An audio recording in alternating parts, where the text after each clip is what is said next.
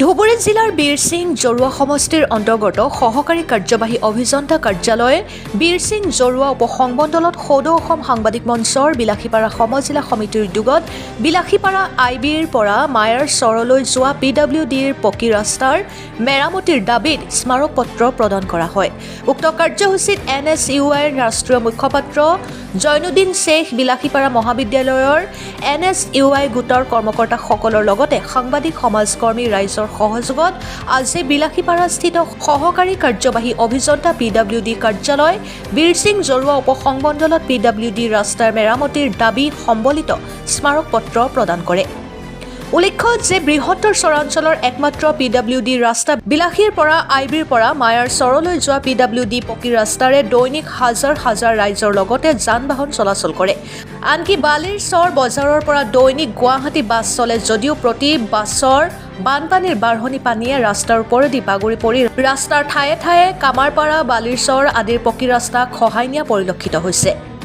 যাৰ পৰিপ্ৰেক্ষিতত উক্ত ৰাস্তাৰে ৰাইজৰ লগতে যান-বাহন চলাচলত অসুবিধাৰ সন্মুখীন হোৱা পৰিলক্ষিত হয়। অচিৰে উক্ত ৰাস্তাটোত তদন্তমূলে মেৰামতি কৰি দি বৃহত্তৰ চৰাঞ্চলবাসীৰ লগত যান-বাহন চলাচলত সুব্যৱস্থা গ্ৰহণ কৰাৰ বাবে বিভাগীয় কৰ্তৃপক্ষক দাবী জনায়। অন্যথা গণতান্ত্ৰিক আন্দোলন কাৰ্যসূচী ৰূপায়ণ কৰিব বুলি বাধ্য হ'ব বুলি প্ৰকাশ কৰে। বিলাসীপাৰাৰ পৰা জহিৰুল ইছলামৰ ৰিপৰ্ট, অৰুণোদয় আছাম। মায়াৰ চৰ স্থানীয় বাসিন্দা হিচাপে আজি আমি বিলাসীপাৰা PW অফিচত আহিছোঁ। কি কাৰণত আহিছোঁ? বিলাসীপাৰা IBটো মায়াৰ চৰ পাটনলৈকে যিটো ৰাস্তাৰ দুৰৱস্থা সেয়াৰ এটা মেম'ৰেণ্ডাম দিবলৈ আহিছিলোঁ। কাৰণ সকলোৱে জানে প্ৰত্যেক দিনে হাজাৰ হাজাৰ মানুহ সেই পথত যোৱা অহা কৰে আৰু গাড়ী ঘোঁৰা যোৱা অহা কৰে। বলিচৰৰ পৰা প্ৰত্যেক দিন দুখনকৈ বাছ গুৱাহাটী যায়। সেইটো আমাৰ চৰাঞ্চলৰ মানুহৰ কাৰণে সুবিধা হৈছে। কিন্তু কিছুদিন ধৰি যিটো বানপানী আহিছিলে একেবাৰে অৱস্থা নাইকিয়া কৰি পেলাইছে ৰাস্তাৰ। সেইটো আমাৰ PW অফিচাৰে কোনেও নাচায়। আমি অতি সোনকালে অনুৰোধ কৰিছোঁ আৰু অসম চৰকাৰক অনুৰোধ কৰিছোঁ যে আমাৰ বিলাসীপাৰা IBটো মায়াৰ চৰ পাটনলৈকে অতি সোনকালে মেৰামতি কৰিব লাগে। আৰু আমাৰ বলিচৰ টু মায়াৰ চৰ পাটনলৈকে তাতে চেলঙালি পৰিছে, এতিয়ালৈকে ৰাস্তাখন পকীকৰণ হোৱা নাই। এইটো যিটো পকীকৰণ দেখাইছে কিন্তু এতিয়ালৈকে ঠিকাদাৰে বা কোনোবাই পইচাবিলাক মাৰি দিলে এতিয়ালৈকে পকীকৰণ হোৱা নাই।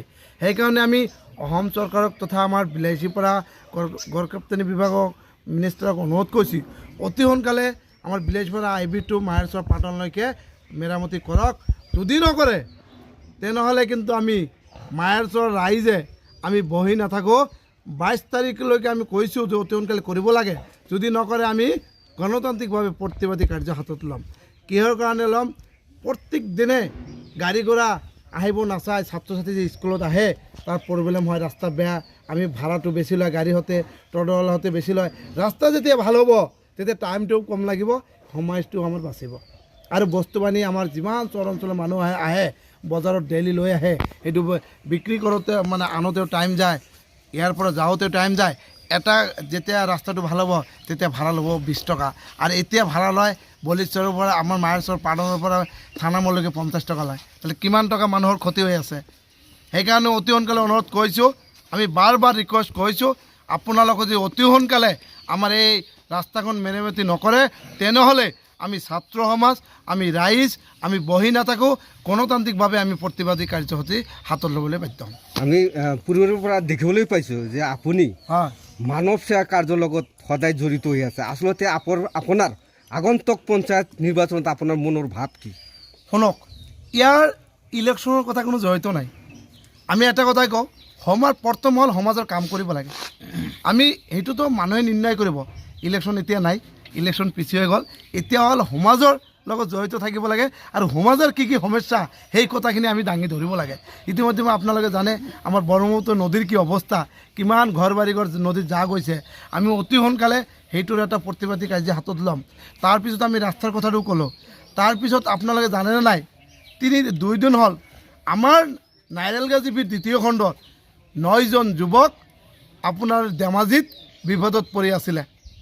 মানুহে ঠিকাদাৰ এজন লৈ তাক বিক্ৰী কৰি থৈ আহিছিলে। আজি এতিয়া আহি আছে। আমি কেনেবাকৈ আমাৰ এটা ধন্যবাদ জ্ঞাপন কৰিব লাগিব ধেমাজি জিলা প্ৰশাসনক আমি ধন্যবাদ জ্ঞাপন কৰিছোঁ আৰু আই চি মহোদয়ক আমাক যিমান সহায় কৰিলে আমাৰ NUCৰ সভাপতি আমাৰ হিমেন কাকতি পেগু তেওঁকো ধন্যবাদ জ্ঞাপন কৰিছোঁ সিহঁতে ইমান কষ্টৰ মাজত সেই ল'ৰাবিলাক আমাক উভতাই দি আছে কাৰণ আমি সমাজৰ কাম কৰিব লাগিব ঘৰতে হাহাকাৰ মা দেউতা কান্দি আছে আমাৰ ল'ৰাক কেপ্টেনিং কৰিছে আজি ঠিকাদাৰে ডাইৰেক্ট কৈছে আমি সিহঁতক নিদিওঁ আমাৰ পৰা পইচা লৈ বেলেগে বিক্ৰী সিহঁতক বেলেগে পইচা লৈ গৈছে আমি সেইটো মানা নাই আমি কৈছে আইনে পৰীক্ষা কৰক আমি গণতান্ত্ৰিকভাৱে সেই ল'ৰাবিলাকক তাৰ পৰা উদ্ধাৰ কৰি আনিছোঁ অলপ পিছতে আপোনালোকৰ সন্মুখত সেই ল'ৰাকেইটা আহি আছে আপোনালোকক আমি ইতিমধ্যে জানিবলৈ পাইছোঁ আপুনি পঞ্চায়ত নিৰ্বাচনত মাৰ্চাৰ GP গাঁও পঞ্চায়তৰ পৰা কাউন্সিলৰ পদত অধিষ্ঠিত হ'ব বুলি আমি জানিবলৈ পাইছোঁ আপোনাৰ মনৰ এতিয়া এইটো কথাটো হ'ল আমি ইলেকশ্যনটো মানে আমি খেলিব চোৱা নাই ৰাইজে বিচাৰিছে আৰু সেইটো মই ক'লেও নহ'ব মই নিজে এটা ভোটহে দিব পাৰিম ৰাইজে যদি বিচাৰে ৰাইজে যদি কয় তেনেহ'লে যদি আমাৰ দলে প্ৰাৰ্থী দিয়ে তেনেহ'লে আমি ইলেকশ্যনৰ প্ৰতিদ্বন্দ্বিতা কৰিম আৰু আমি ইলেকশ্যন নহয় প্ৰতিদ্বন্দ্বিতা কৰোঁ নকৰোঁ ৰাইজৰ মাজত সদায় থাকিম সদায় ৰাইজৰ লগত আছোঁ চাই ইলেকশ্যন খেলোঁ চাই নেখেলোঁ যদি বিপদৰ সন্মুখত আপোনালোকে সাংবাদিকহঁতেও জানে আমি সহায় কৰোঁ না নাই সদায় আপোনাৰ লগত আছোঁ না নাই আমি সদায় ৰাইজৰ লগত আছোঁ ৰাইজে আমাৰ এটাই কথাই ইলেকশ্যনৰ লগত সম্পৰ্ক নাই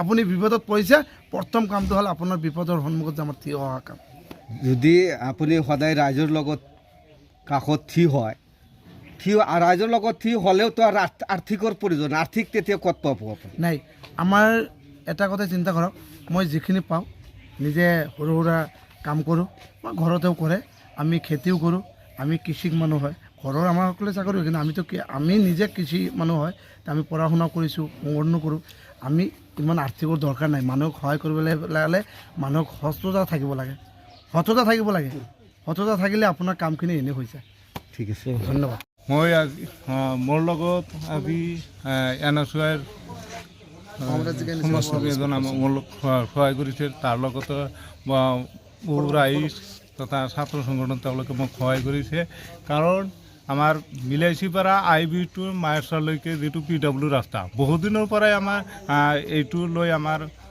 জৰাজীৰ্ণ অৱস্থাত আছিলে কিন্তু যোৱাবেলি প্ৰাক্তন বিধায়ক অশোক কুমাৰ সিংহৰ জৰিয়তে আমি এইখন ৰাস্তা পকী ৰাস্তা পাইছোঁ কিন্তু এই ৰাস্তাটো প্ৰতি বছৰে বানপানীয়ে খহাই লৈ গৈ আছে এতিয়া যাতায়াতৰ অসুবিধা হৈছে আমাৰ আপোনালোকে ভালকৈ জানে বলিষ্ঠৰ বজাৰৰ পৰা গুৱাহাটীলৈকে বাছ এখন চলি আছে কিন্তু ৰাস্তাটো মাজে মাজে ভাঙা হৈ আছে তাৰ কাৰণে আমাৰ যাতায়াতৰ অসুবিধা হৈছে তাৰ কাৰণে আমি ৰাইজৰ হৈ আমি বিলাইছিপাৰা সমজিলা সাংবাদিক মঞ্চৰ তৰফৰ পৰা আমি আজি বিলাইছিপাৰা কাৰ্যবাহী অভিযন্তা কাৰ্যালয়ত আমি আবেদন দাখিল কৰিলোঁ এই আবেদন তেওঁলোকৰ হাতত আমি জমা দিলোঁ যদি এই কামটো আমাৰ এই 22 তাৰিখৰ আগতে যদি সমাধান নকৰে তেনেহ'লে আমি আন্দোলন কাৰ্যসূচী ল'বলৈ বাধ্য হ'ম মোৰ লগত মানে NUCয়ে সহায় কৰিব সেই হিসাবে আমি আন্দোলন করার কারণে বাধ্য হম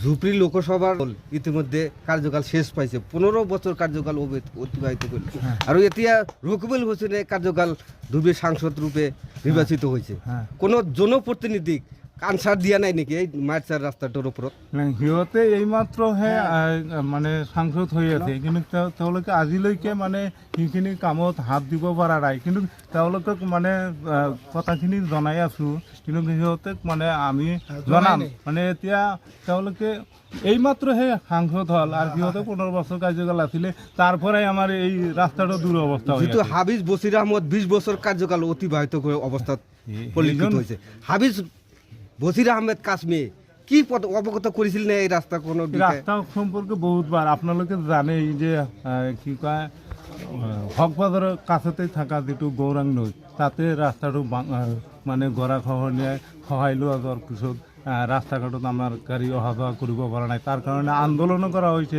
এতিয়ালৈকে তেওঁ কাম চাত দিয়া নাই আমি তো ভাবো সেইজন বিধায়ক বিলাইছিপাৰা পশ্চিম সমষ্টিৰ চাৰিবাৰৰ বিধায়ক 20 বছৰ অতিক্ৰম কৰিব আৰু 2026 আহিলে কিন্তু সেইজন বিধায়ক আমাৰ এইখন সমষ্টিত আছে নে নাই আমি বিধায়ক আছে নে নাই এইটো আমি গমেই নাপাওঁ তাৰ কাৰণে বিধায়ক বুলি কোৱাই নাযায় তেওঁ সেই কাৰণে আজি আমাৰ এই চৰ অঞ্চলে তেওঁলোকে এটাও অহংকাৰী ভাৱ আছে, মানে বাৰিয়া উজানি এটা অহংকাৰী ভাৱ আছে।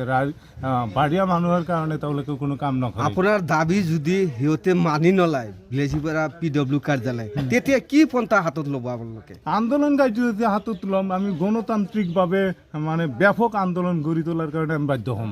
ঠিক আছে।